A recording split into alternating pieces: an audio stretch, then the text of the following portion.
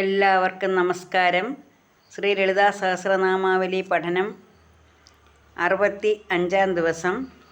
ഇന്ന് 641 മുതൽ 650 വരെയുള്ള നാമങ്ങളാണ് പറയുന്നത്. നമുക്ക് തുടങ്ങാം. ഓം ശ്രീ മഹാദേവിയേ നമഃ. ഓം ധ്യാനഗമ്യായേ നമഃ. ഓം അപരിച്ഛേദ്യായേ നമഃ. ഓം ജ്ഞാനദായേ നമഃ. ഓം ജ്ഞാനവിഗ്രഹായേ നമഃ. ഓം സർവവേദാന്തസംവേദ്യായേ നമഃ. ഓം സത്യാനന്ദസ്വരൂപിണ്യേ നമഃ. ഓം ലോപാമുദ്രാർച്ചിതായേ നമഃ. ഓം ലീലാക്ലിപ്തബ്രഹ്മാണ്ഡമണ്ഡലായേ നമഃ. ഓം അദൃശ്യായേ നമഃ. ഓം ദൃശ്യരഹിതായേ നമഃ. എന്നുകൂടെ പറയാം. ഓം ധ്യാനഗമ്യായേ നമഃ. ഓം അപരിച്ഛേദ്യായേ നമഃ. ഓം ജ്ഞാനദായേ നമഃ. ഓം ജ്ഞാനവിഗ്രഹായേ നമഃ. ഓം സർവവേദാന്തസംവേദ്യായേ നമഃ. ഓം സത്യാനന്ദസ്വരൂപിണ്യേ നമഃ. ഓം ലോപാമുദ്രാർച്ചിതായേ നമഃ. ഓം ലീലാക്ലിപ്തബ്രഹ്മാണ്ഡമണ്ഡലായേ നമഃ. ഓം അദൃശ്യായേ നമഃ. ഓം ദൃശ്യരഹിതായേ നമഃ. ഇതിൻ്റെ സാമാന്യാർത്ഥം ഒന്ന് നോക്കാം. ഓം ധ്യാനഗമ്യായേ നമഃ. ധ്യാനഗമ്യ, ധ്യാനം കൊണ്ട് മാത്രമേ ദേവീ തത്വത്തെ അറിയാൻ സാധിക്കുകയുള്ളൂ. അപ്പം ദേവിയെ അറിയണമെങ്കിൽ ധ്യാനം വേണം. ധ്യാനം കൊണ്ട് മാത്രമാണ് ദേവീ തത്വത്തെ അറിയാൻ കഴിയുന്നത്. ഓം അപരിച്ഛേദ്യായേ നമഃ.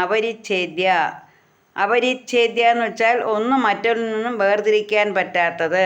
അപ്പോൾ ഈ പ്രപഞ്ചം മുഴുവൻ ദേവി തന്നെയാണ്. അപ്പം ദേവിയെ ഒന്നിൽ നിന്നും മറ്റൊന്നിലേക്ക് വേർതിരിക്കാൻ കഴിയത്തില്ല. അതുകൊണ്ട് ദേവി അപരിച്ഛേദ്യ. ജ്ഞാനദായേ നമഃ. ജ്ഞാനത്തെ പ്രദാനം ചെയ്യുന്നവൾ, ആത്മജ്ഞാനത്തെ പ്രദാനം ചെയ്യുന്നവളാണ് ദേവി. അതുകൊണ്ട് ജ്ഞാനദ. ഓം ജ്ഞാനവിഗ്രഹായേ നമഃ. ജ്ഞാനം തന്നെ ഒരു ശരീരം സ്വീകരിച്ചു വന്നവൾ, അതായത് ജ്ഞാനസ്വരൂപിണിയാണ് ദേവി. അതുകൊണ്ട് ജ്ഞാനവിഗ്രഹ. സർവവേദാന്ത സംവേദ്യായേ നമഃ. സർവവേദാന്ത സംവേദ്യ, ഉപനിഷത്ത് വാക്യങ്ങൾ അല്ലെങ്കിൽ വേദാന്തങ്ങൾ കൊണ്ട് അറിയപ്പെടുന്നവൾ. ഉപനിഷത്ത് വാക്യങ്ങൾ മനനം ചെയ്തുകൊണ്ട് അല്ലെങ്കിൽ വേദാന്തങ്ങൾ കൊണ്ട് അറിയപ്പെടുന്നവളാണ് ദേവി. സത്യാനന്ദ സ്വരൂപിണി നമഃ. സത്യാനന്ദ സ്വരൂപിണി, സത്യമായിട്ടുള്ള ആ വസ്തുവാണ്, അതിൻ്റെ സ്വരൂപമാണ് ആനന്ദം. അങ്ങനെ സത്യവും സത്യമായിട്ടുള്ള ആനന്ദ സ്വരൂപിണിയാണ് ദേവി. അപ്പോൾ സത്യാനന്ദ സ്വരൂപിണി, സത്യമായിട്ടുള്ള വസ്തുവിൻ്റെ സ്വരൂപം എന്ന് പറയുന്നത് ആനന്ദമാണ്. അങ്ങനെ ആനന്ദ സ്വരൂപിണിയായിട്ടുള്ളവൾ ദേവി.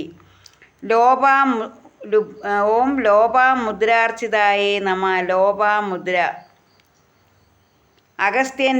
അഗസ്ത്യമുനിയുടെ പത്നിയാണ് ലോപാമുദ്ര. അങ്ങനെ ലോപാമുദ്രയാൽ അർച്ചിക്കപ്പെടുന്നവളാണ് ദേവി. ഇവിടെ ശ്രീവിദ്യാ മന്ത്രത്തിൻ്റെ കാര്യം പറഞ്ഞിട്ടുണ്ടായിരുന്നു നേരത്തെ. അങ്ങനെ അഗസ്ത്യമുനിയുടെ പത്നി ലോപാമുദ്രയാൽ അർച്ചിക്കപ്പെടുന്നവളാണ് ദേവി. ഓം ലീലാക്ലിപ്ത ബ്രഹ്മാണ്ഡമണ്ഡലായേ നമഃ. ലീലാക്ലിപ്ത ബ്രഹ്മാണ്ഡമണ്ഡല എന്ന് പറഞ്ഞാൽ ഈ ബ്രഹ്മാണ്ഡ സമൂഹത്തെയൊക്കെ അതിൻ്റേതായ രീതിയിൽ കൃത്യമായിട്ട് സംവിധാനം ചെയ്തിരിക്കുകയാണ്.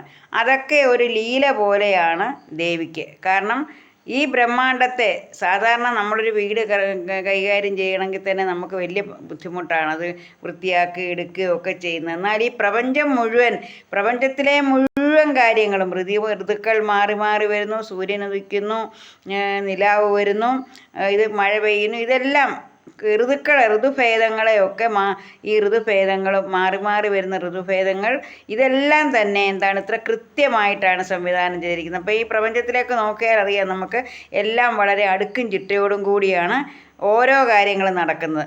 അപ്പോൾ ഈ ബ്രഹ്മാണ്ഡ മണ്ഡല സമൂഹത്തെയൊക്കെ അതിൻ്റേതായ രീതിയിൽ ഇത്ര കൃത്യമായിട്ട് സംവിധാനം ചെയ്തിരിക്കുന്നത് ദേവിയാണ്. ദേവിക്ക് ഇതൊക്കെ ഒരു ലീലയാണ്. ദേവിക്ക് ഇതൊന്നും വലിയ കാര്യമല്ല, ഒരു ലീല പോലെയാണ് ദേവിക്ക് ഇതെല്ലാം. അങ്ങനെ ലീലാക്ലിപ്ത ബ്രഹ്മാണ്ഡ മണ്ഡല, അപ്പം ദേവി ഈ ബ്രഹ്മാണ്ട മണ്ഡലമൊക്കെ ഇങ്ങനെ കാത്തു രക്ഷിച്ച് ഇങ്ങനെ എല്ലാം കൃത്യമായിട്ട് സംവിധാനം ചെയ്യുന്ന ഒരു ലീല പോലെ ലീലയാണ് ദേവിക്ക്. അല്ലാതെ വെറും ലീലയായിട്ടാണ് ദേവി ഇതിനെ കാണുന്നത്.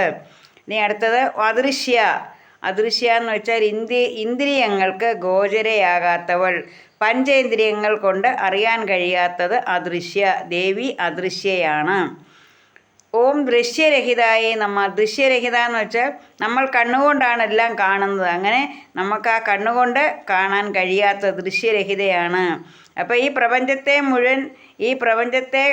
കാണുന്ന ദേവി ഇവിടെ നമ്മുടെ ഉള്ളിലിരിക്കുന്ന ദേവി ഈ പ്രപഞ്ചത്തെ മുഴുവൻ കാണുന്നുണ്ട്.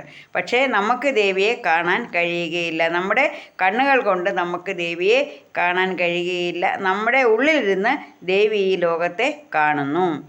അപ്പം നമ്മൾ ഓരോ ദിവസം ഓരോരോ പുതിയ നാമങ്ങൾ അറിഞ്ഞ് ദേവിയെ കൂടുതൽ അറിയുകയാണ്. അങ്ങനെയുള്ള ശ്രീ ലളിതാ പരമേശ്വരി, ഈ പ്രപഞ്ചമാതാവ്, നമ്മുടെ ഉള്ളിലിരുന്ന് ഈ പ്രപഞ്ചം കാണുന്നു എന്ന് പറയുമ്പോഴെന്താണ്, നമ്മളെയെല്ലാം ദേവി കണ്ടുകൊണ്ടിരിക്കുകയാണ്.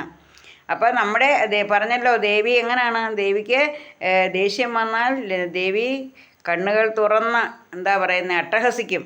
പക്ഷേ ദേവി ശാന്തസ്വരൂപയാണെങ്കിൽ, ദേവിയുടെ മക്കളൊക്കെ നല്ല രീതിയിലാണെങ്കിൽ ദേവി വളരെ ചെറുപുഞ്ചിരിയോടുകൂടി നമ്മളെയെല്ലാം നോക്കും. അല്ലെങ്കിലോ ദേവി ക്രൂരയാകും. അട്ടഹാസം കൊണ്ട് നമ്മളെ നമുക്ക് പണി തന്നിരിക്കും. അതുകൊണ്ട് എന്തു വേണം, ദേവിയെ നമ്മൾ വളരെ ഒരമ്മയോടെന്ന പോലെ അമ്മയോടുള്ള സ്നേഹം, ആ അമ്മയപ്പോൾ നമുക്ക് തിരിച്ചു തരുന്നത് വാത്സല്യവും കാരുണ്യവും ഒക്കെയാണ്. അമ്മയുടെ കാരുണ്യമാണ് നമുക്ക് വേണ്ടത്. അപ്പോൾ ആ ലളിതാ പരമേശ്വരിയെ നമ്മൾ ശുദ്ധിയോടും വിശ്വാസത്തോടും ഭക്തിയോടും കൂടി ഉപാസിക്കുക. അമ്മയുടെ എല്ലാ അനുഗ്രഹങ്ങളും നമുക്ക് ഓരോരുത്തർക്കും ഉണ്ടാകട്ടെ എന്ന് പ്രാർത്ഥിക്കുകയാണ്. ശ്രീ ലളിതാ പരമേശ്വരിയുടെ അനുഗ്രഹം എല്ലാവർക്കും ഉണ്ടാകട്ടെ എന്ന് പ്രാർത്ഥിച്ചുകൊണ്ട് നിർത്തുന്നു. നന്ദി, നമസ്കാരം.